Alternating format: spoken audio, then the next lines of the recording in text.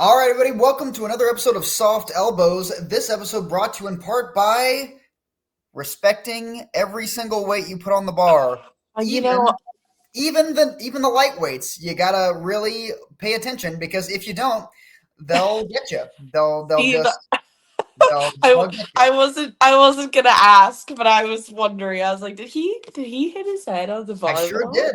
Yeah. Um, How did yeah. you do this? Our Tell our us. our sponsor for tonight's episode is Be Better. How did this happen? How did we get here?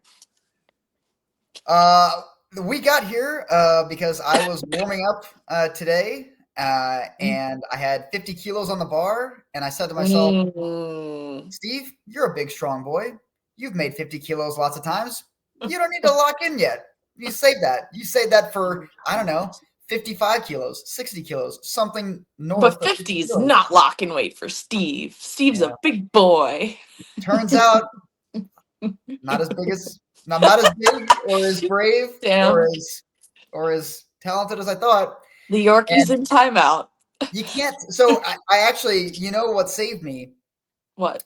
My nose, because this is just a scrape. I've bonked myself way worse before, and Yeah. like I, the only reason I'm not confident that the only reason that I am confident that I did not give myself a concussion is because I've done this enough times before that I know the difference. I And feel this that. time, my nose caught the brunt of it, Ah. and I was bleeding from my nose earlier. I cleaned it up for you guys because this is a family show. And Is then, it? sure, it has the potential for that if you and I would just stop cursing all the time. But then, I was still keeping the bar close even after it clipped my nose, so it just kind of Yeah. scraped on the way up, which Mm. makes it look fun, but it wasn't as bad as it looks. I am as bad as I look at weightlifting and many other things, but the injury itself not as bad as it looks. Just to That's good. clarify, Well, um, glad you're still here with us. Oh, happy to. excuse me. Your cat's concerned. I got distracted by mentioning our sponsor for tonight's show, but just to That's cue okay. everyone in, that's Abby Richards. I'm Steve Yonda. We're happy to be with you one more time. I say one more time because it's been a minute. We haven't been as consistent with our bi-weekly schedule. Sowie. We apologize for that. And actually, you all can do us a huge service. Sometimes Abby and I are super creative and we're like, I'll bet the people would love this. And sometimes we're right, and sometimes we're wrong. But either way, sometimes we need a little help coming up with new ideas. So if you guys have people, guests, that you think would be fun to have on the show, provide interesting perspectives, athletes, coaches, people in and around the sport, we would love it if you could alleviate us of our constant burning desire to please you. And you can contribute to the Maybe cause. just help us out once in a while. Give us some ideas. We're And, always fielding ideas. We may not use them, but we are always fielding them. and I'll tell you what, don't work for free. In As a reward for anyone who provides us an idea that we then use, we'll give you a thumbs up on the show. That's got to be worth something. People love thumbs up. See, there, Abby's doing it now. That one was on the house. All right, Abby. Today we're Yeah. going to talk about new body weight classes again. Again. It's been so long since the last time, and I'm so glad they've dramatically changed everything. We're going to talk body weight categories. We're going to talk about the enhanced games. Uh, We're going to talk about your return to the competition platform, and we're also going to preview a couple of upcoming events in the DMV area. Also, please stick around. The second half of the show is an interview with Jennfier Rawe. She just recently, at the same event that Abby competed at recently, she participated in her first ever weightlifting competition. And we thought that would be an interesting perspective to provide for everybody because there are plenty of folks out there, I imagine, who are gearing up for their first competition or thinking about competing for the first time. And I bet you that many of you guys have the same concerns or anxious energy or whatever that she might have had, and she can to walk you through, how it was for her, and give you that perspective. So that's going to be worth tuning into. Please stick around for that. In the meantime, Abby, let's talk about the enhanced games. Oh, let's do it. Let's dive right in. So I don't know, a month-ish ago, they announced that Wes Kitts, former Olympian in weightlifting, is gonna be Two part of time. two-time Olympian. Sorry, so I want to make sure I give him due credit. Two-time Olympian, Wes Kitts, competed for Cal Strength for many years. He's going to be one of the competitors for the enhanced games. As of right now, their first event is going to be May of 2026 in Nevada, but they've also previously announced their first event and had to push it back. So tentatively, how about that? We'll May of see. 2026. For anyone who's not aware, the enhanced games, very blatantly, this isn't like, this is behind the scenes stuff. Like they're very upfront. They're going to let people run gear. They're going to let people use steroids. They're going to let people use performance-enhancing drugs. And the goal, I guess, is in their mind is to push the boundaries of human performance. They're not going to abide by WADA standards. Their athletes are not going to be drug tested in the way that WADA would drug test. There are a couple of things that they say are off limits. Cocaine and heroin, for example, are things that they list are things they're not going to let their people use. So I'm glad they've drawn the line somewhere. That's cool. But they also, and this is, take this with a grain of salt. This is just the information that's on their website. They're going to have their athletes be evaluated by their medical professionals to make sure that the athletes are using performance-enhancing drugs, but in a safe way. I don't know how that's going to work. But anyway, Abby, what do you think? What do you think about the enhanced games? What do you think about Wes Kitts joining the enhanced games? Are you going to be signing up to be an athlete in the enhanced games? I don't know. I don't know what your plans are. That's hilarious. It's funny you ask me that because I framed my "you passed your drug test" letter that I got from USADA for the one time that I was drug tested, and it's like I wear it like a badge of honor. I mean, here's my thing. From a moral standpoint, where I stand on drugs, I'm typically in the realm of like my body, my choice. It's not for me. None of that stuff is something I ever want to get into. I've always told myself that if I ever get to a point where my performance in weightlifting or any athletic event has peaked, and the only way for me to, continue to improve would be to dabble in performance enhancing drugs, that are not complicit with USADA, with WADA, whatever entity you want, like you want to talk about, like I wouldn't do it. It's not for me. And that's just where I draw the boundaries morally for myself. I don't necessarily care when people do it recreationally. Like, that's your prerogative. And it's just not something that I'm ever going to be a part of. What I have a hard time with this whole enhanced games things is um somebody like Wes, who he got to go to two Olympics. He had the honor of going to two Olympics, competing Team USA for years and years and years and years. Like, we're talking over a decade of donning a Team USA singlet, and it's tough. It's tough for to see how to see this moral high ground that USA weightlifting, for example, takes.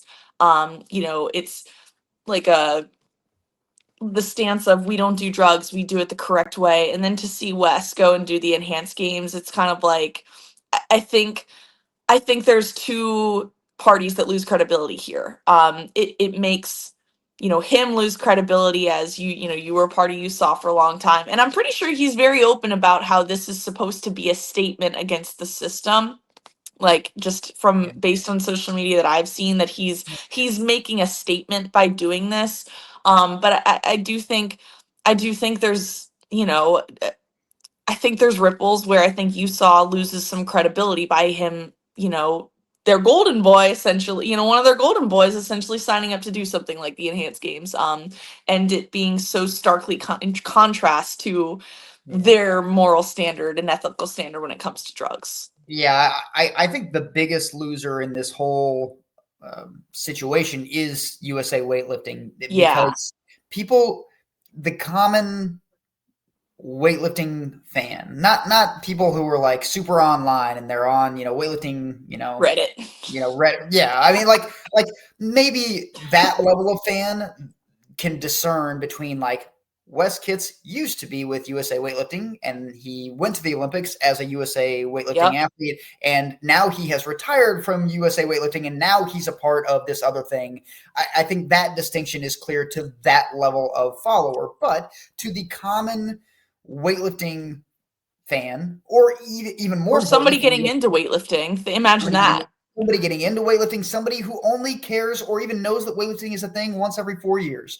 For those folks who will only know Wes Kitts as two-time Olympian in weightlifting and now does this thing, I think there's a little bit of not guilt by association. Hmm. USAW didn't do anything wrong here, but like there is a problematic association when one of your marquee folks is now associated with this thing, this product that I imagine USA Weightlifting is not thrilled that he's a part of, and he didn't ask for their permission. He didn't need their permission, Correct. Right. but it does impact USA Weightlifting in a tangential way that I've got to think they are just not pleased with.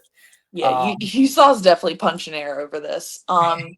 Because to Steve's point, again, I think it all goes back to that, they have this message, whether that's true or not. Like, I'm not going to sit here and, argue if I think anybody is or isn't on gear. I'm not going to do that. But what I am going to argue is that I do think that the organization itself does lose credibility in that message when something like this happens.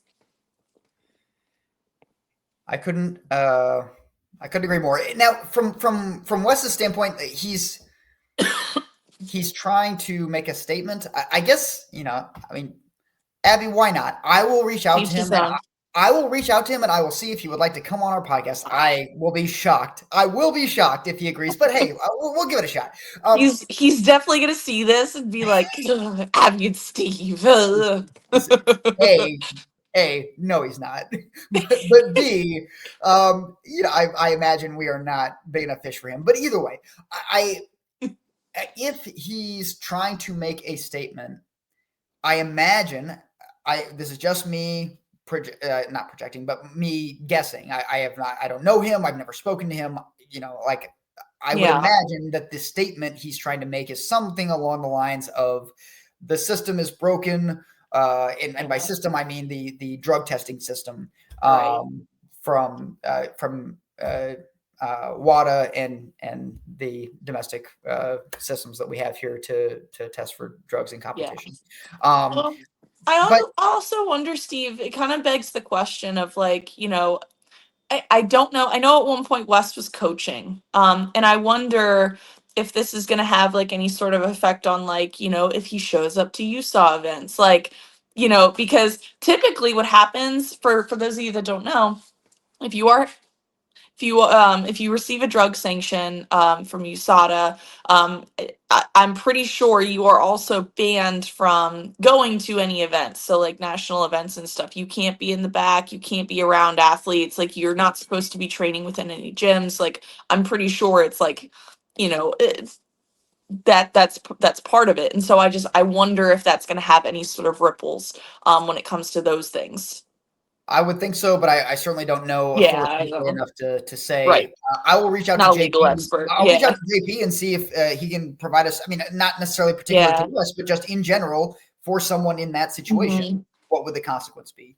Um, Yeah. I'd also love to like just hear from a legal standpoint because I know at one point like the United States like tried somebody who, you know, was trafficking performance enhancing drugs. Like it is a legality thing in the United States at least. And so you know, I'm not a lawyer. I do numbers and I hoist some weights. So I would just be curious the legality of this whole thing as well and how they're able to skirt around that for entertainment purposes, but neither here nor there, I suppose. Well, you know, yeah, I guess I don't know either. I I don't think it's a situation where they're going to be like doing the performance enhancing drugs at the event, right? Like that wouldn't make any sense. That's not Right. how performance Sure. enhancing drugs work. So you know, do they bear some risk? Maybe. Yeah, right there. Yep. Okay. Yep. You know, but anyway, my point about him, the statement, if whatever statement he's trying to make, I guess for what purpose? Like, what does he Yeah. hope to accomplish with this? Sure. And That's a my fair point. like, I don't think that the enhanced games is going to compel WADA or USADA to change their position. Like all of a sudden, WADA and USADA would be like, you know what? They got a point. We're just going to let them all use whatever they, you know, like I that's mean, not going to happen. So free for all, right? if you're making a statement, okay, but like to what end? Right. You know, like I just don't.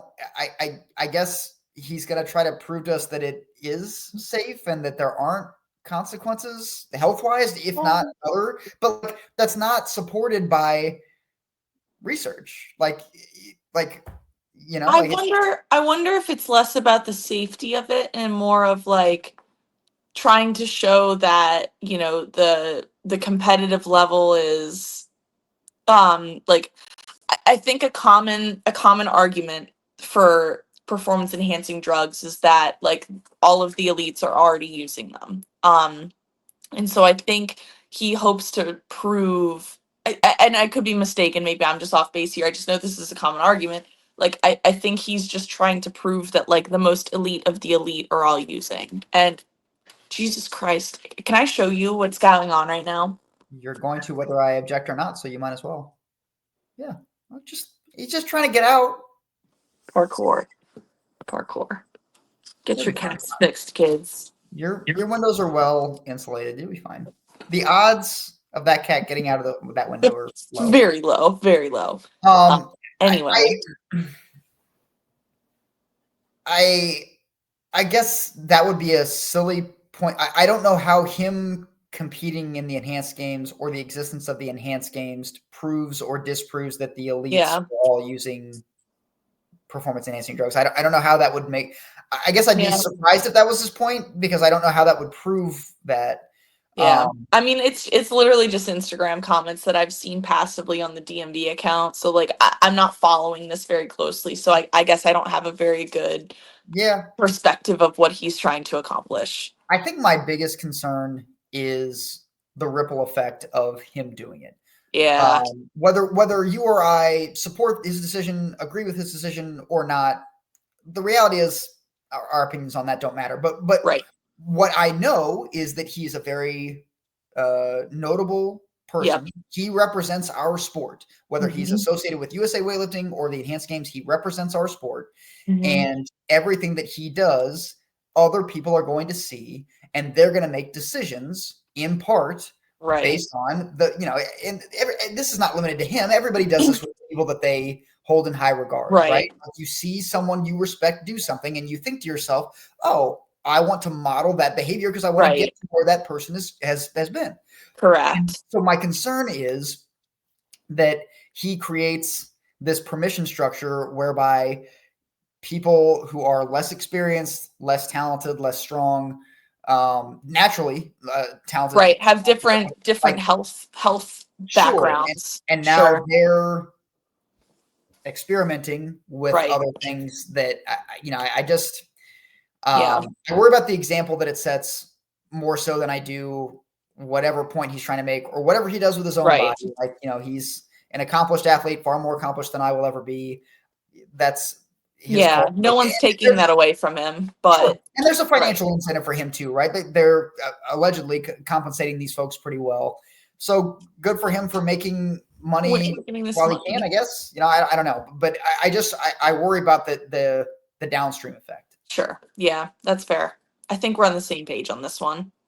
That's unfortunate. I like it when you're When like, we argue, yeah, I so do well, our viewers. Our viewers love it when we're fighting. we got to pick better topics then. All right, on to the new bodyweight categories Again, part two. again. Abby, what do you think? I mean, it's funny. I have a group chat with Steve and some of our other friends, and I think I texted them marked safe from body weight category changes. So, like, I'm pretty unfazed. I know a lot of people that are not unfazed, and so for those people, I empathize with y'all. 63 kilos having to now become a 61 that's tough for my weight cut girlies, and I'm pretty sure it was like four of the men's bodyweight categories, from what I heard, changed. And that kind of stinks. So for everyone that is affected, I feel for you because that's like really annoying. Also, like, the body weight categories aren't even going to go into effect until after nationals of next year. Like, USA Weightlifting already has put out guidance about that.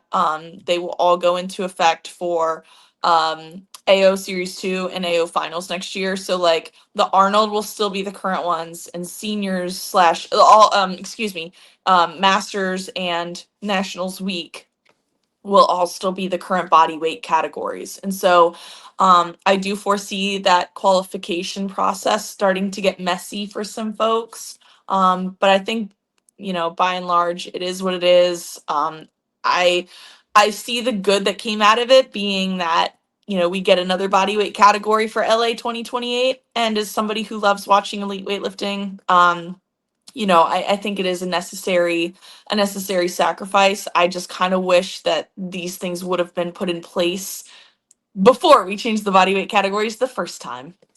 Yeah, if only there was a way to predict how often the Olympics came around. Like if Right, we were just more consistent right. about when we did that. Or and That and here's the yeah. thing is, like, we shouldn't have changed the body weight categories until qualification for the Olympics even started. Like, I'm pretty sure Worlds of this year didn't have any effect on LA 2028. Well, yeah, and Like, from what I've heard, the whole reason for making these changes is to specifically to impact the 2028 Olympics. yeah, That's fine. I don't have a problem with that. I just don't understand like how we couldn't have come to these conclusions sooner, given for that real. Right. we've always known how far away Well, 2028 is. or, like, I guess the argument was, it was guidance that we received after the body weight categories changed that the IOC was going to give us another body weight category at LA 2028. But again, those conversations don't just pop out of nowhere. Like, that somebody along the line, just, I can't believe, I cannot believe that they didn't just align that, wait, just hold off until the IOC finalized that deal. You know what I mean? Like, it just, the ball was dropped, and this is, it's just annoying. Like, long term, most of us are not going to be really that affected by this, and it's going to be just fine, and we're all still going to show up to weightlifting anyway. But, like, it's a hindrance. It's annoying. That's it. What were your thoughts? I saw some chatter on social media about the upper tier. Sorry, the upper weight classes for the women. So as it stands right now, that under the new weight classes, it'll be 86 and then 86 plus. And there was Yeah. talk about it seemed to be a little bit of momentum a little bit of support for creating a higher top end weight class. So something like 94 and then 90, so 86, 94, 94 plus for the top women's category. Do you have a thoughts on this? I do, and I think it is going to be largely unpopular, Steve. Like, my opinion on this one. Um, so I'm gonna about to pull up my mathematics degree. Body weight categories tend to follow a bit of a bell curve, especially in the United States, where at the each end of the spectrum, there's lower populations of athletes that are affected. And as we get to the middle, there's more populations of athletes that compete in those classes. I don't have the exact data that supports that, but like you look at any national meet and you're going to see, maybe one or two sessions, mostly just one for like your lower tier athletes, not lower tier, but lower body weight category athletes.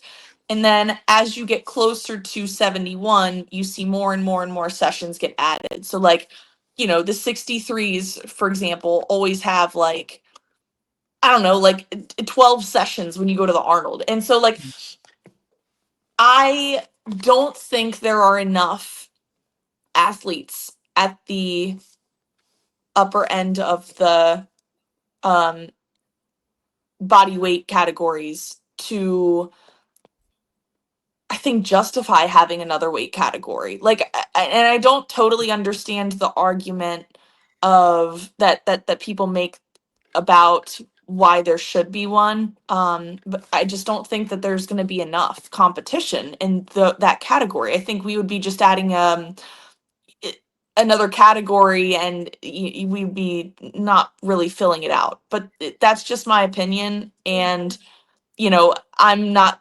probably just not understanding the argument for it. Well, again, I'm trying to apply my understanding of the situation onto something. Yeah. I've been following this discussion. I certainly don't. I'm not. I'm not at risk of being impacted by this decision one way or another. But Right. Sure. I think the argument is several things, but one of them being like, if you build it, they will come, right? So like right now, if you want to, if you're in the upper weight classes, you've got to come down. And I think the argument is we would actually rather be encouraging women to get stronger and have room to go up. And if you set that top weight class too low, 86, for example, then like every female north of 86 has got to compete together at the same time under the same, the same weight class, right? So you've got women who might weigh 95 kilos competing against women who weigh 86.26 or, whatever. And I think they would like to have room to grow and get stronger and also be able to compete against other people that are closer to their weight class, right? So like my weight class, at least for AO finals, is going to be 71, right? Mm-hmm. I would really not love to compete against a guy who's 81 kilos. That doesn't seem like a good time for me. I'm not going to be competitive against 71s. I'm certainly not going to be competitive against 81s. So I think part of it is they just want a little bit more room to be able to be confident, be able to be not have any sort of hesitations about getting stronger and by consequence getting a little bit bigger, but not having to compete against somebody who weighs 10, 15, 20 kilos more than them. As far as like, the data on, are there more 63s than heavy, the heavier weight classes of women? I don't know the data, but I do know that on, for WSO championships, for example, our biggest session, I believe, was the final women's session of the final day, which was the heaviest weight classes. So you could argue though that was the biggest session because we did put 3 body weight categories in that session. We had 77s, 86, and 86 plus. Sure, whereas every other session was either 1 weight category or 2. So I mean, of that breakdown though, how many was in which? How many was in which category? Off the top of my head, I don't know. Sure. It was we had 2 sessions for the 63, 69s. And then, and so like, by and large, I think we had more athletes in the 63, 69 category between those 2 body weight categories versus the same amount of athletes over 3 body weight categories. Cause we also had 2 sessions for them. Right. But my question is of the session where we combined the 3, what was the makeup of the weight classes in that session? Oh, that I don't know. I don't have that data. But I think that's the question, right? Were we combining it because we had not enough of the heaviest possible weight class, or were we combining it because we didn't have enough of the Sure. 77s? Like I Yeah, don't that's fair. genuinely. That's a fair question. I mean, I think to that argument, I see Steve's point here. But I think ultimately, when it comes down to it, like weightlifting is always going to be a body weight category sport, and there's always going to be like the line drawn somewhere. And I can see how somebody who is 86.2, wants room to grow, and might be intimidated by somebody competing against someone who weighs 100 kilos. I don't know. I think when we make a choice of prioritizing getting strong and being in this category that we know is open-ended, I think that's just a choice that you have to understand, that it is an open-ended category. Like the line's going to be drawn somewhere. Of course, but I think they would prefer that it be drawn a little bit higher, right? Like, Of course, but we, then the argument will become, then wherever the line is drawn, then those people will want the line drawn further and further. And like, I don't sure. think that this number makes and encourages anyone to be small. I don't think it's encouraging anybody to shrink. I don't understand. I personally don't agree with that argument. Nobody is encouraging anybody to be a certain body weight category.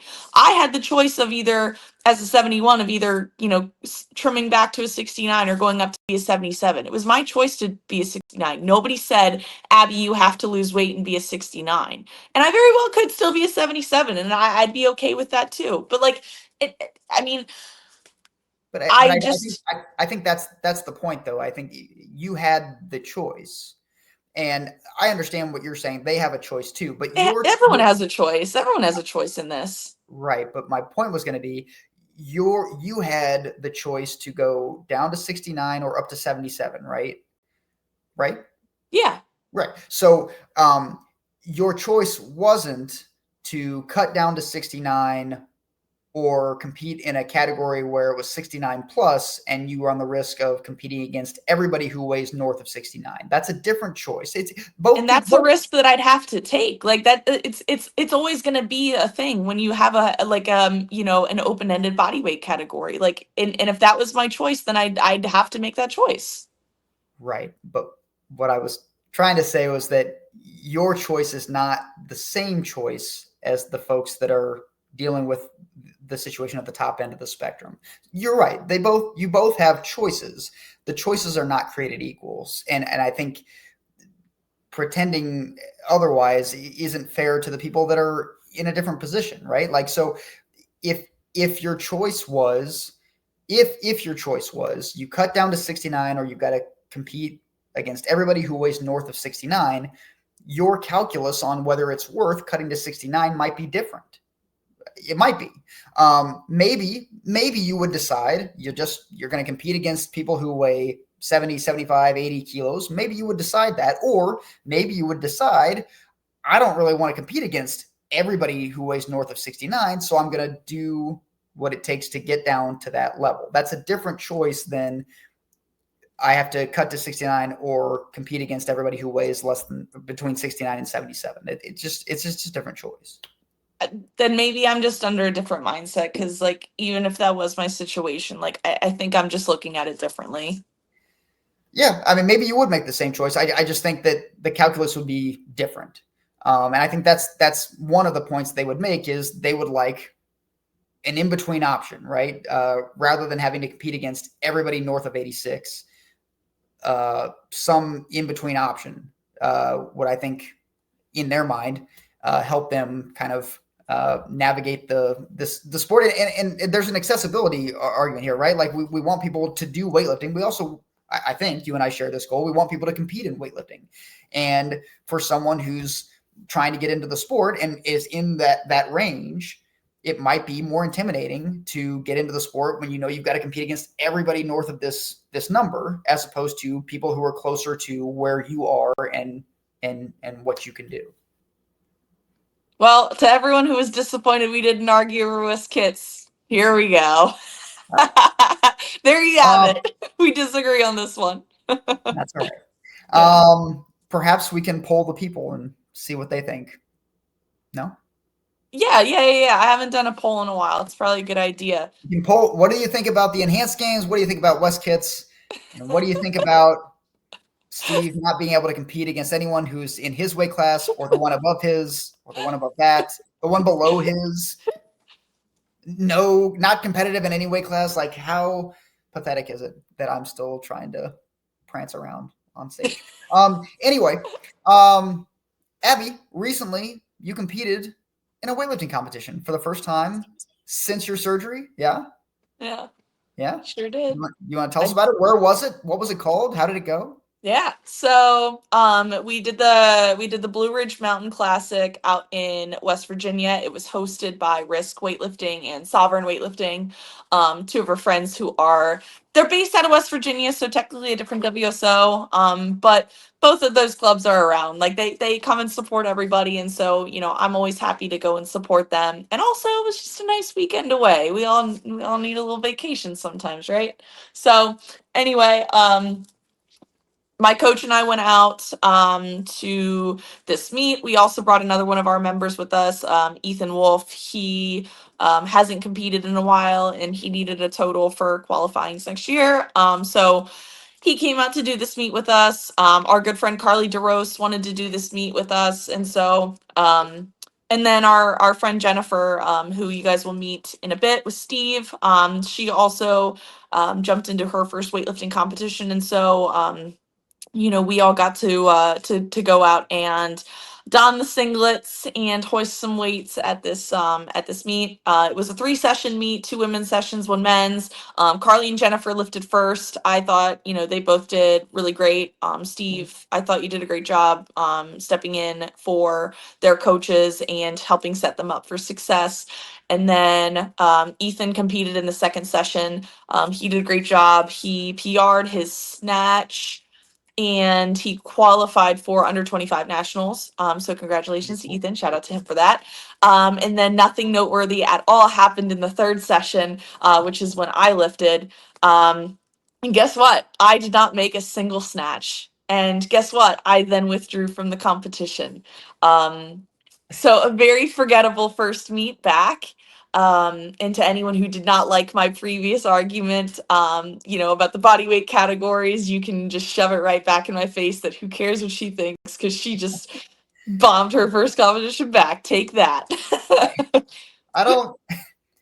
I don't think that's the conclusion people are going to jump to. But so Oh, now that we've factually covered what happened, let's yeah. provide some context, right? So you had your elbow reconstruction surgery. Let's just call it that. That was in April, March March. I'm 14th. sorry, that was in March. So it's been what 8 months? No. No, Um, 8 months. Yeah, yeah. 7.5. 7.5. You're the It'll math be person. it'll be 8 months. It'll be 8 months on November 14th. 8 months. Okay, so not quite 3/4 of a year, and you are learning how to snatch with an elbow that goes not goes in a different direction, but like can move in ways that your previous Basically one, goes in a different yeah, direction. but like that's you're not relearning how to do the movement, but you are relearning how to trust a critical component to catching weight overhead, right? And your pulls on the snatches were very dynamic and very strong. And can you talk about, I guess, kind of the feel of catching that weight or trying to move with that weight overhead, and the differences between doing that in training, which you've made hundreds of snatches between March and now, and the differences between that and trusting that new elbow on a stage for the first time in competition.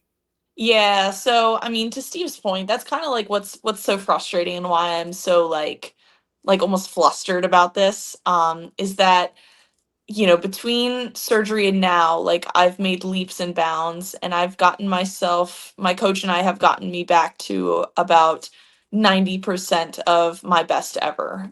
Steve was there on my birthday when I snatched 80 kilos for the first time since surgery and I clean and jerked 101. A few days later, I also then clean and jerked 102. I cleaned 103. I cleaned 107 off blocks. Like I was on fire. I was on fire. And then about a month ago, I don't know what changed, but the wheels fell off. All of a sudden, I was, pressing out 75 kilos in a snatch, and then it turned into I'm pressing out 70, and then it turned into I'm pressing out 65. And I also was struggling to front rack my cleans, and I, was struggling to hold a front rack and a front squat. And I was like, oh my God, what's happening to me?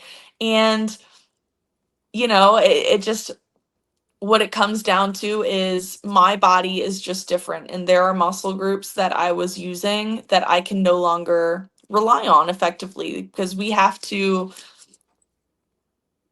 accommodate the elbow and to keep it stable. I was overcompensating with my traps mostly, and all of this to say is that I have to completely change how I catch the barbell in order to effectively use my body best, and to not put so much stress on my elbow, and on my traps. um, and I started back up with PT after the competition, because it obviously was working for a while, and then when I graduated it was fine until it wasn't. So I would rather just have the control in place and go back to PT and make this body strong, and give my elbows some support. But that was kind of like what happened. A very long-winded way of saying what happened with my snatches. And so it's not really trusting that my elbow is going to hold, it's that my body just couldn't. Okay. I mean, I think even though we always preach like progress isn't linear, it's not linear in strength training, it's not linear in rehab. Like, it's easy to say and it's easy to coach people up and say like, hey, just remember progress is linear. But it's harder to like accept that when you're the one who's like, you had made like the 80 kilo snatch on your birthday, and like the progress, some momentum was moving in the right direction. But just the reality of dealing with newly reconstructed human body parts is that they don't always behave the way we want them to. Yeah. One other thing I was curious if you'd be willing to take us into this decision, was the decision to seed the clean and jerks. I think that's a decision that a lot of people have feelings on, and I think that it's easy to have blunt reactions to it when you're not the one having to make that decision. So is that something you are willing to discuss with us and kind of Oh take us yeah. to that call? Absolutely, absolutely, and I'll fist fight anyone who disagrees with that decision that my coach and I made together. Great. Yeah, so I missed my third snatch, and I was like, all right, warm me up, let's go. I was ready to go for clean and jerks. Not expecting them to go well, obviously, because of whatever issues that I've been having with my front rack that are related to my issues where with my elbow caving. All of it's related. All of it's related. And so I was gonna give it my best shot, and my coach was like, Abby, what do you have to gain by clean and jerking other than feeding your ego? And I was like, oh, you're right. Like, at this point in my career, I've done how many weightlifting competitions? It's not like I'm bowing out of experience that I need. I have so much platform experience. I'm cool as a clam, cool as a cucumber. Is that the phrase when I go onto a competition platform at this point? Like, and I think it would have done way more harm than good if I went out there and like was missing something stupid with clean and jerks. Or imagine if I hurt myself. Imagine if, I was mostly fine, after snatches, like pain wise. Imagine if I went out and hurt myself just to feed my ego, not to win anything, not to get a total. I couldn't get a total. So like I had way more to lose than I had to gain out of going out there and clean and jerking. Do I recommend that to everybody? Hell no. Especially newer lifters, go out and do your clean and jerks. Like, because you do have more to gain than you do to lose by going out and doing your clean and jerks, unless you're hurt. But in my instance, we felt that, and I say we because again, this was a decision my coach and I made together, was we felt that I had more to lose, um than I had to gain by doing my clean and jerks. And so that was why I withdrew. And I've never withdrawn from a competition before, so that was crazy. I didn't know what I was doing. And I think the important thing, and frankly, the reason I brought this up is it's easy from the audience standpoint. It's easy to have opinions about whether people should just Did people make comments, Steve? I'm wondering.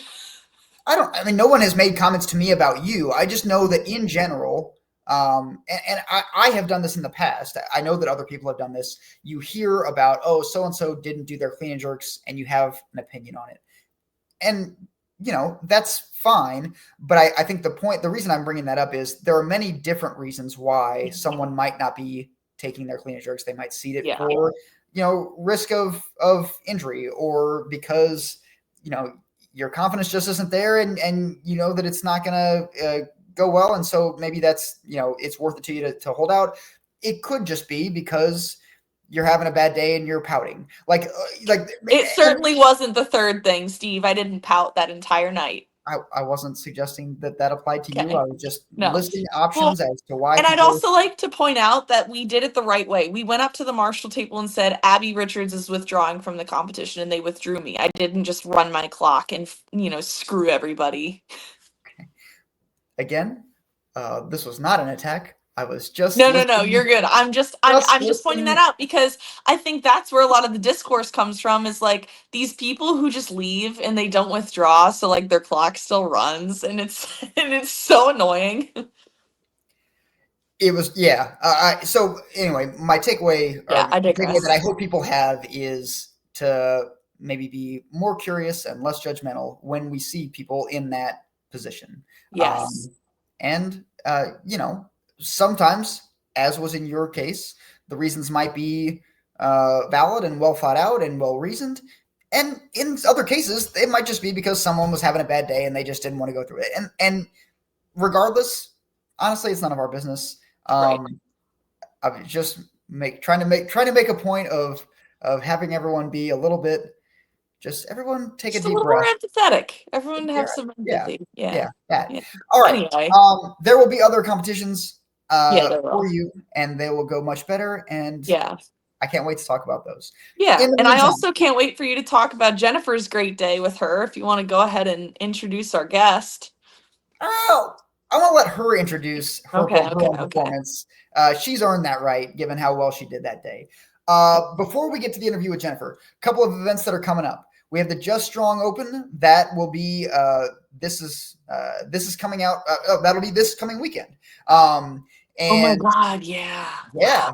And also this weekend on the other side of our WSO will be a training camp down at East Coast Gold, and that will be a lot of fun. I will be down there doing my best to keep up with all the East Coast Gold folks. I will be failing. Steve. Just as a sneak peek, I will be failing. But that'll be a lot of fun nonetheless. I've never done something like that at training camp, and we'll recap that on the next show. I also want to give a shout out to the Mach 10 folks. They also held a weightlifting event the same weekend as yours, and people seemed to have a lot of fun there and a lot of good lifts. They had cash prizes, which is cool to see local weightlifting events do. So any other upcoming events? We're going to preview AO finals in the next episode, so I don't want to get too much into that now. But anything else before we head to Jennifier's interview? Nope. Okay. Abby, a delight to see you as always. I'm sorry you couldn't be part of the interview, but that's how it goes sometimes. That's showbiz. All right. Stay tuned for the interview coming up now. Okay. All right, everybody. Our special guest today is a new, someone who's relatively new to Olympic weightlifting, and that's specifically why we wanted to have her on our show. I just said it was your show. I guess it's your show now. Yeah. I mean, I was the only one here for a while on the call. This is Jennfier Rawe. Jennfier, just in the past couple of months, is that right? Started lifting at Carraheads Fitness and Performance. Yeah. In around July, give or take. Right. I guess it's been a while. And we're going to get into kind of her origin story to weightlifting here in a second, but particularly we wanted to have her on the show because she just recently competed in her very first weightlifting competition, and we thought it would be an interesting perspective to provide everybody in terms of kind of how she felt about that going into it, what made her decide to start competing, in addition to simply learning the sport, and how that experience was for her. So, for starters, Jennfier, thank you for being here. How's your day going? It's great. Thanks for having me. And absolutely.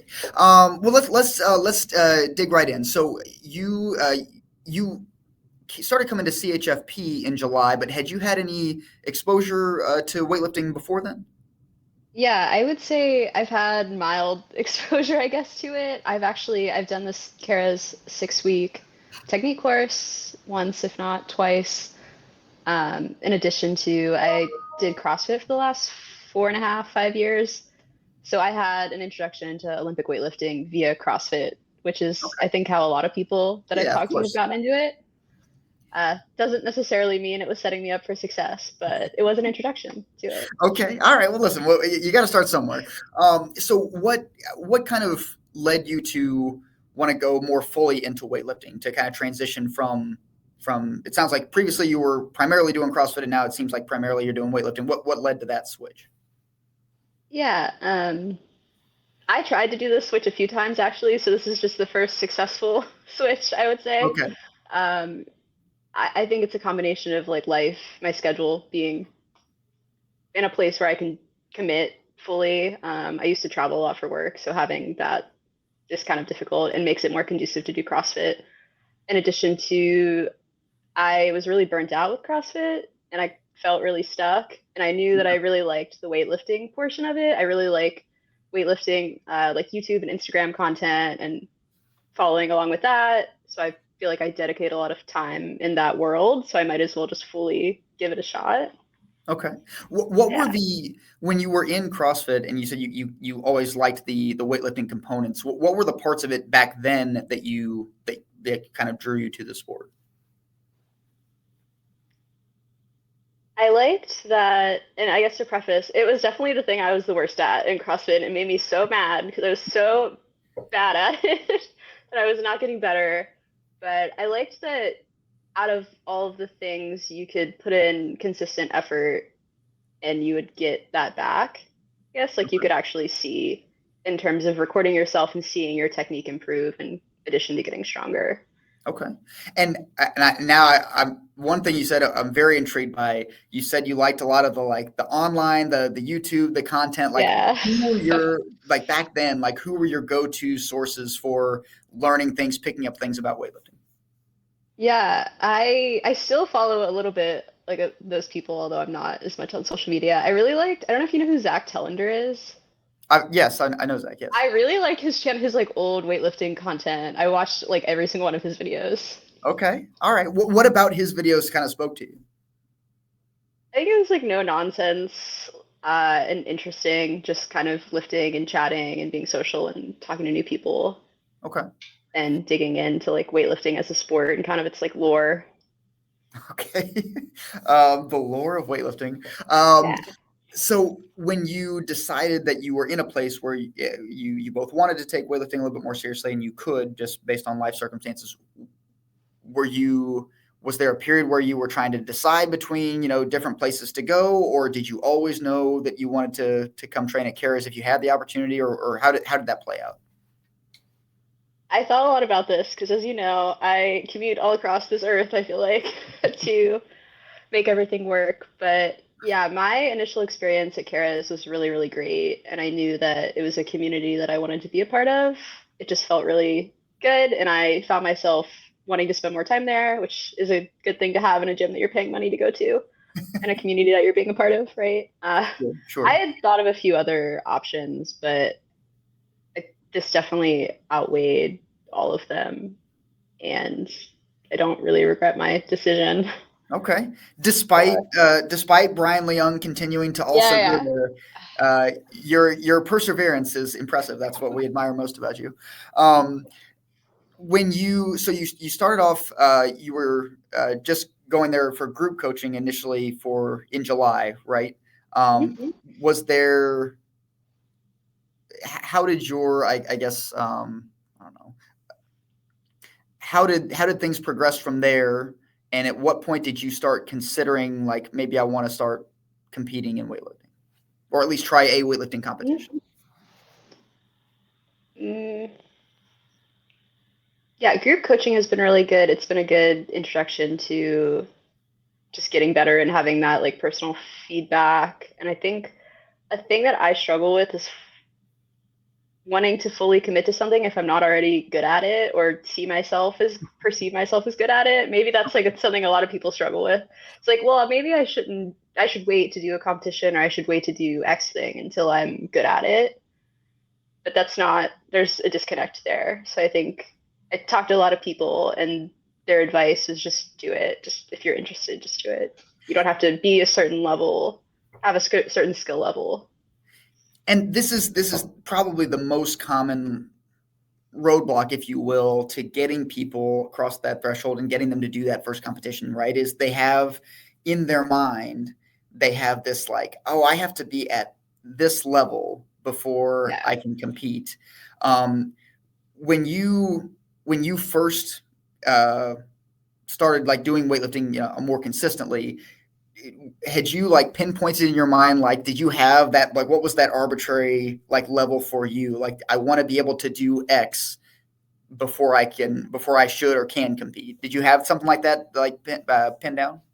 Yeah, that's tough because I'm the type of person, well, I will have something, but that is like a moving target in a bad way. It's like, oh, like once I am able to not consistently have to use the training plates for my complexes, then sure, I'm ready. But then that just moves. Like that's a moving target in my mind, or I've done that in the past where it's like, oh, I'm not ready yet and I never will be ready because you can always improve, right? Which Okay. is not the right attitude. So I think for this, just completely eliminating that and being like, well, I'm physically able to do it, so I should just do it. And feel free to mention them by name if you'd like, but like, what was, you mentioned some of the advice was just like, listen, you just got to do it. But like, I'm sure that more went into the conversation than that. Do you mind sharing with us kind of like the process you went through to come to the decision? Like, it's always going to be a moving target. I'm never going to feel ready, but I just need to go ahead and do it. Um, it wasn't that deep. I don't know. I really was just like, all right, I should just do it. Like I didn't really think about it because it was like everybody I've talked to, like whether that be Kara specifically or other athletes that I admire that train at the gym. Hearing them say that and know that like, oh, I want to be like you, like you're really strong, and that's the advice you're giving me. Like, great, I should do it. Okay. When you made that decision, how what was the process like for you in picking at first competition? Because I've heard from some folks like, yeah, now I'm ready to compete, but I don't want to just enter any competition, right? Like, it's uncommon for people to say, well, for my first competition ever, I'm going to go to AO Series 2 in Fort Worth, Texas. Like I'm going to travel a long way. I'm going to do this giant competition with a ton of people entered.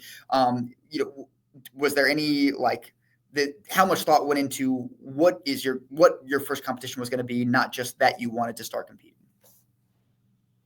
Yeah, I guess there was thought put into it, but it was kind of circumstantial in that I knew I wanted to do something close for that reason. It's like why travel to go do something when I'm by myself and already nervous and stressed when I should just do something where I can have people at the gym there supporting me. So yeah, I had thought about doing I already forget the name of it, but one of the local meets, and then no one was available to go, and I knew I needed to be coached because I had no idea what I was doing.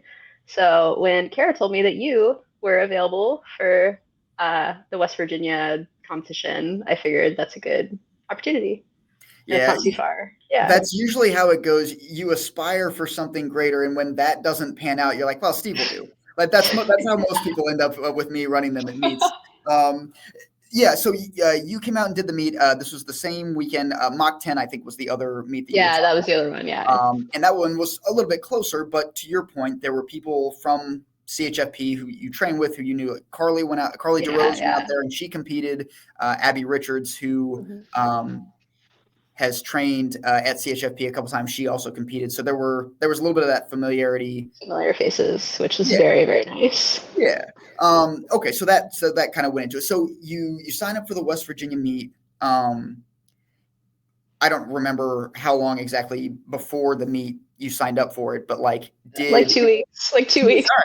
3 perfect. weeks. Just like rip the Band-Aid off and do it. So I guess for in the run up to that competition, those 2 or 3 weeks, how were you feeling about it? Like, was it something that like occupied a lot of space in your mind, or was it not that big of a deal? Like, how did you approach kind of the run up to that meet for your first competition?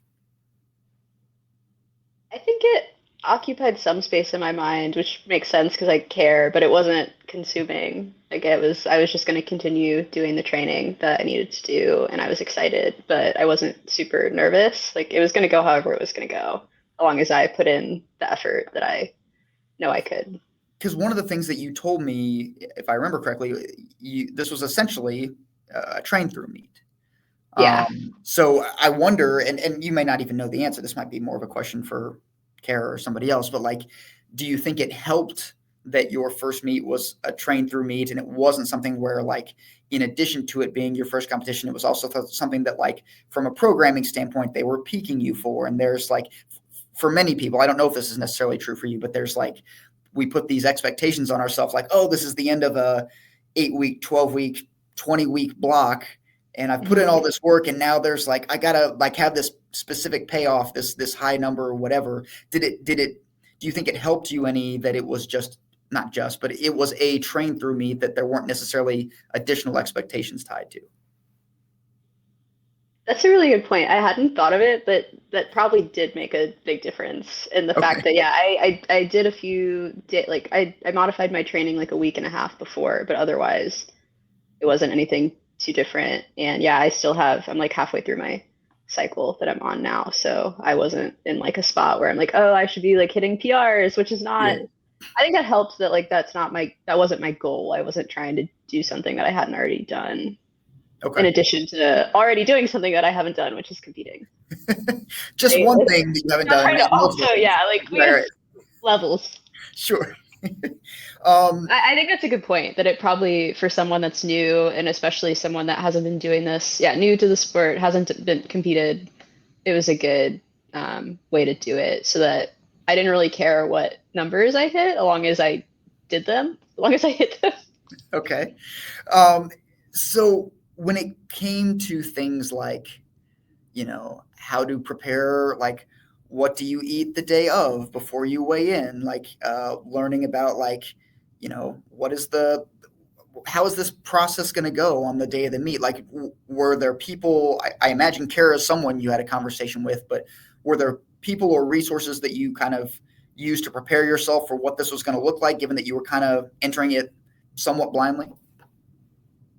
Yeah, I definitely had a lot of conversations with Kara about it, in addition to just other people at the gym, and consuming like online content about it, Reddit, like YouTube videos, just like really dumb, Yes. like what to expect, like down to like the dumbest, simplest things. What was the silliest thing that you read that you were like, there's no way I'm doing this? Like, I don't know. I don't know if anything was like that crazy, because it's not like I was doing anything crazy. I already knew, like I weighed the amount that I needed to weigh. Like I didn't need to do anything okay.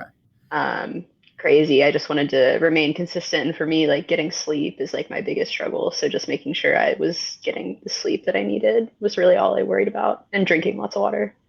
And you mentioned this, and again, your frame of reference is one. So I don't expect you to necessarily have a formulated thought on this, but I do think, just from seeing people go through their first meet experience a couple of times before, it's important that the part about, you said, you already were at the weight you needed to be at. Mm-hmm. There's so much stress that goes into a first meet, a first time doing anything, that I'm glad that you weren't also trying to put the additional pressure on of like doing well at your first meet and also cutting weight. I think is an unnecessary like burden that I'm glad that you guys didn't. That would have been crazy. It was also my birthday week, so I like wanted to be able to indulge and not feel like I'm like, oh, I can't eat any. I have to eat like chicken and rice. Happy birthday! Here's some dry chicken. Yeah, I didn't want to. Yeah, that's not something I would be interested in doing. Okay, good. Well, that's great. So when you woke up the day of, did you feel any particular way? Did you have any nerves? Like how was that kind of in the hours that led up to you showing up to the venue?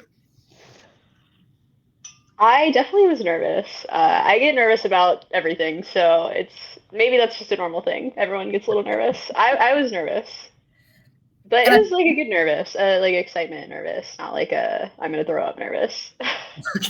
Well, to your point, I think the nerves are totally normal. Yeah. But everybody kind of handles that in different ways. What are some of the ways that you kind of use to mitigate those nerves, to kind of refocus and do the things you got to do? I think just keeping things as consistent as possible. I went down the night before. I did like mobility and yoga like in my hotel room. I Okay. went to bed early. I did all the stuff like read, did all the stuff I normally do, and then in the morning did the same thing, like did some mobility, had the same food I normally have, did the same stuff I normally do.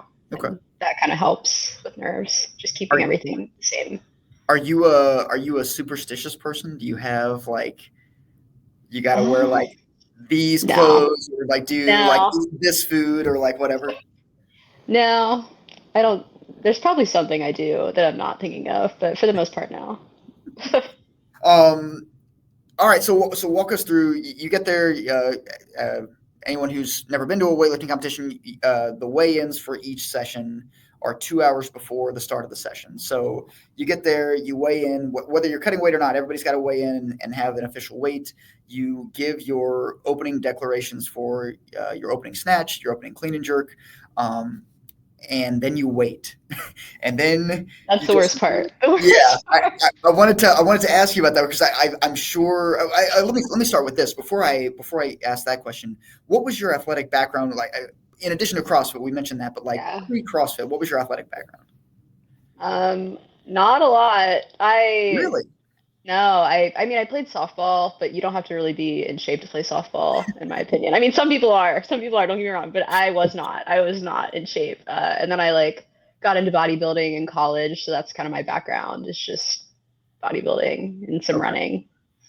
So, I mean, I guess, did you ever do any bodybuilding competitions? No, no. Okay. So Yeah, everything I did was pretty casual, and I've done a few CrossFit competitions, so I'm kind of used to the nerves from that perspective. Like I've had that experience.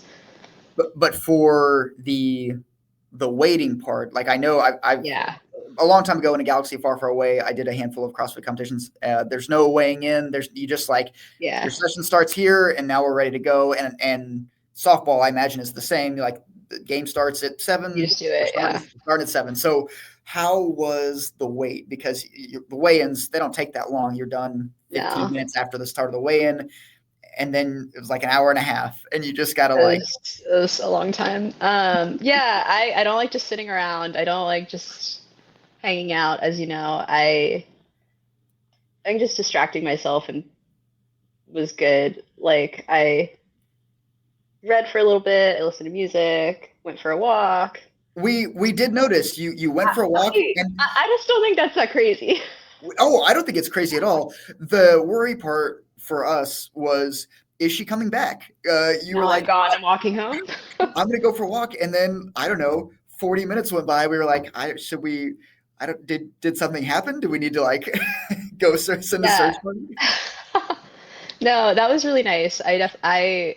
Yeah, I would do that again if I had the same, like the next time I compete, if I could, I would go for like a 30-minute walk and just listen to music and kind of be very like zen.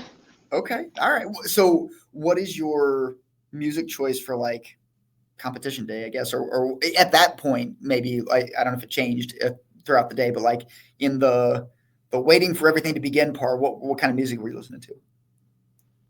I I don't even know. It's like whatever, it ebbs and flows so much, my music You taste. don't you It was remember just what kind of upbeat.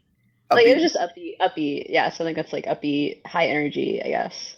Okay, all right. And then you get back and the fun starts.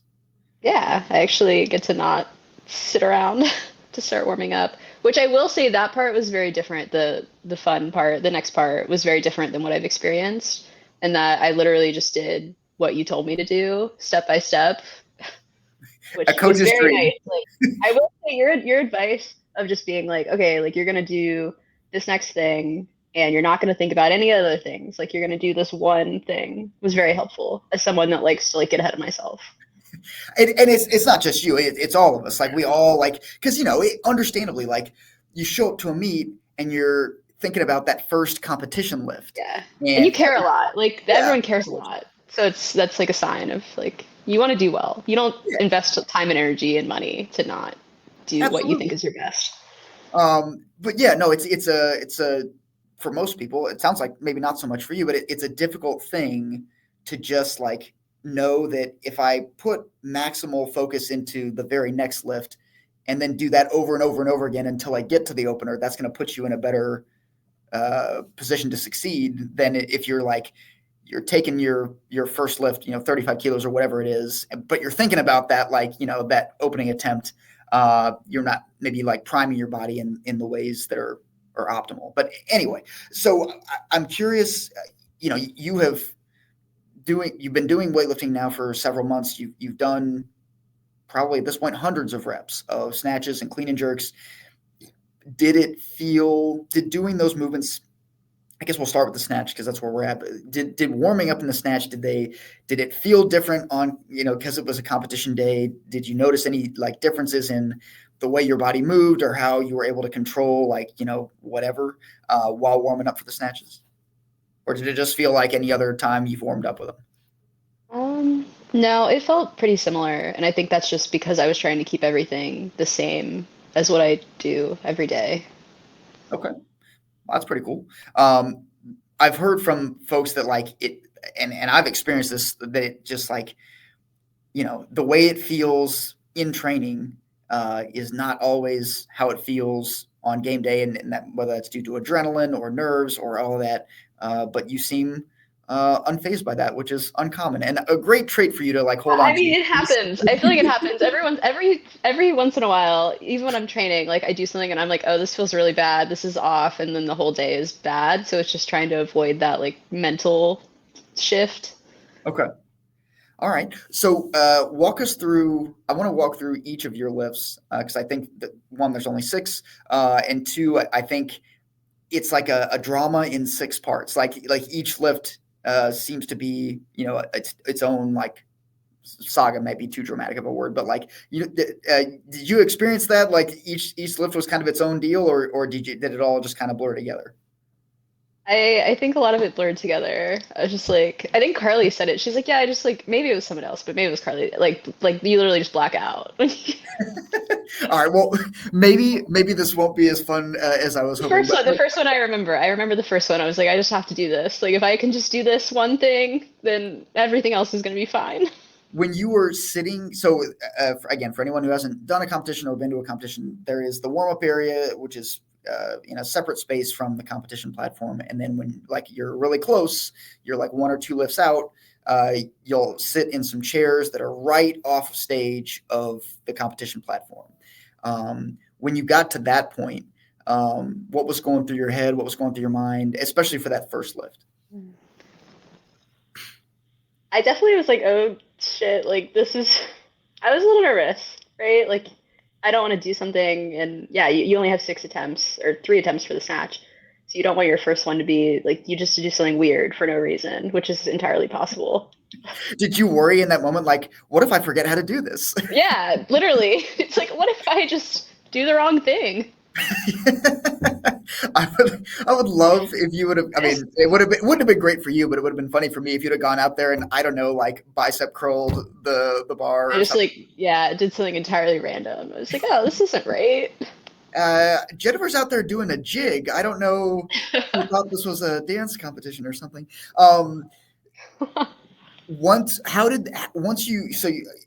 Spoiler alert for anyone who doesn't know, you went 6 for 6, which is difficult to do in any competition, much less your very first one. But can you describe, like, how did it feel after you made that first one and you got I imagine that the anxiety per attempt is not distributed equally, right? Like there's an inordinate amount on that first one. And once you do that first one, there's a little bit of relief. How did it feel after you made the first lift? You didn't do a dance. You in fact did the snatch, and it was successful. And it was a successful lift. How did that feel walking off the platform? It felt really good. Yeah, I think I intentionally too like did weights that I do like every day. Like a lot, like I had been doing them several days before, so I knew I could do it, which I Okay, guess is helpful. That I'm not doing any like trying anything crazy. sure.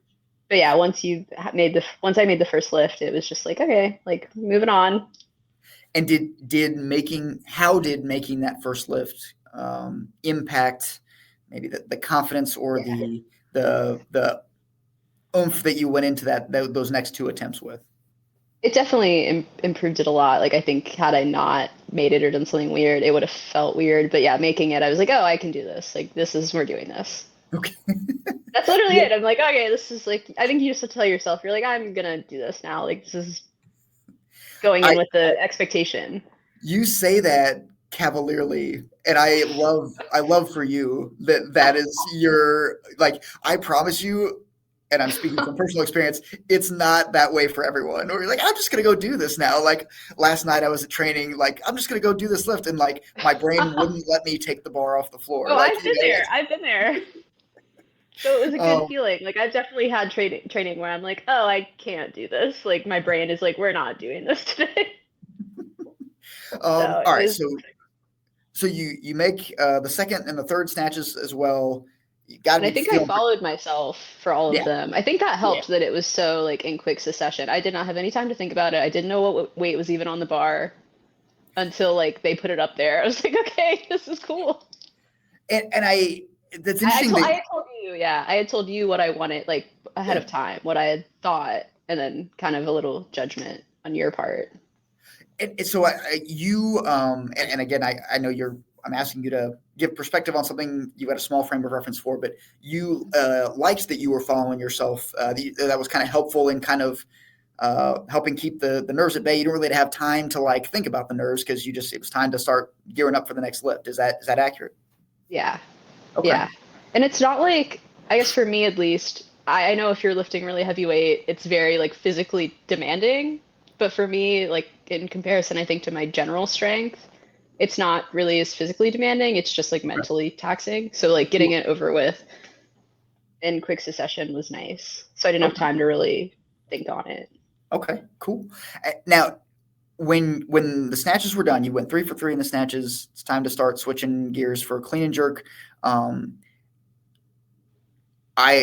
would you say the anxiety was like almost entirely gone? Did it still remain? Like how did you feel about that transition period where now we got to get ready for this second half of the competition? It was still there, the anxiety a little bit, but not as much because I think there is a lot more fear in making or missing a snatch versus a clean and jerk, at least for me. Okay. No, I think that's pretty common for many people. So walk us through how did the clean and jerks go? Both warming up in the back and then doing them out front. We spoiled it. Like you made all three of your clean and jerks as well. So we know that whatever your plan was successful. But how, just from an experience standpoint, how did that go? I kind of did the same thing where I followed what I had planned to do. I think at least partially through I remember like the jerks feeling kind of off and just like retaking some of the like warm up sets and that helping Okay. get my brain in the right spot. But otherwise, it was what I expected. Okay. Um, so you go out. How did the first clean and jerk attempt compare to like feeling wise, like walking up to the bar or walking out to the platform? How did that feel compared to that first snatch attempt? Like 50% less stressful. That's pretty good. Half off. Yeah. That's great. Um, and I imagine similar to the snatch. You make that first clean and jerk. The feeling going into the next two is dramatically different and dramatically better. I would imagine is that yeah. Yeah, absolutely. So you go 6 for 6, and now you're on track to never missing a competition lift ever, Ever again. Yeah. ever. Yeah, Yeah. you'll never know the experience of. Probably not. No, in all seriousness, Yeah. it is super impressive. But have you put any thought to A, whether you want to compete again, or B, any thought into what your next competition might be or when it might be? Yeah, I definitely want to compete again. I have thought on it a lot. I'm like I reflect a lot. That's kind of my thing. I reflected on it that weekend. I really enjoyed it, and I want to compete and improve. So I've thought a little bit about what I could do early next year. Cool. So Great. looking a little bit at a few things. So. Okay. All right. And based on how the first one went, obviously the first one went well, but is there anything either, you know, in the week leading up or on the morning of, during the competition, in warm-ups, in the back, or how you approach the bar on the platform, anything that you think you'll want to do differently or try to do differently the next time around? Honestly, no. I think I did it the way that I need to. Like, I think I just need to put in more effort and get stronger and better and more technically sound. But otherwise, like, all of the little things I did, I executed as well as I could have, I think. It is hard to pick apart this performance, given that you went 6 for 6. Like I almost, I didn't want this, but like it would have been purely selfishly from like an interview standpoint. It Yeah. would have been helpful if there was like some drama, like you know, like I maybe. Never say never. for No drama. anyone. What's that? I'm sorry. Yeah, no drama. It was for the best. Okay. For anyone who is currently considering or even planning, gearing up for their first competition, now that you've gone through it, the first one that is, any advice you would give them that maybe you hadn't considered beforehand before actually having done it? Two things, at least that were my biggest takeaways for me, was putting a lot of trust in your coach, whether that be you or Kara, and sticking to what they tell you to do. I had talked to Kara. We had practiced my openers like the week before, and I did numbers that were a little higher than what I ended up doing. And then I told her I was going in the morning, and she's like, "You're not going to do that. Like, let's knock it down a little bit." And I think I could have been like, "Why? Like, I just tested this and went 3 for 3. Like, you don't understand." But she's like the expert, so I'm gonna go with what she says and not take any like ego hit to that. Okay. So kind of, yeah, just putting your full trust in the coaches that are helping you out, and then having confidence in yourself regardless of if you're like me and you're at the very beginning and you're lifting like not a lot of weight, like having confidence to just do it even if it's not where you have a lot of room to grow. Okay. All right. Well, I mean, phenomenal job in your first meet. Hopefully next time there's drama that still results in you Good drama. Good drama. Like Good we want drama. drama for the podcast, but Yeah. drama that still results in you making all of your lifts and having a phenomenal experience. So if you could like work that in there, I know you're just like I think casually so. going out there and going 6 for 6, but like we need content here. So if you could like do us a favor, that'd be great. But thank you for joining us today. And yeah, we'll see you back out on the platform sometime soon. Yeah, thanks for having me. All right. See you, everybody.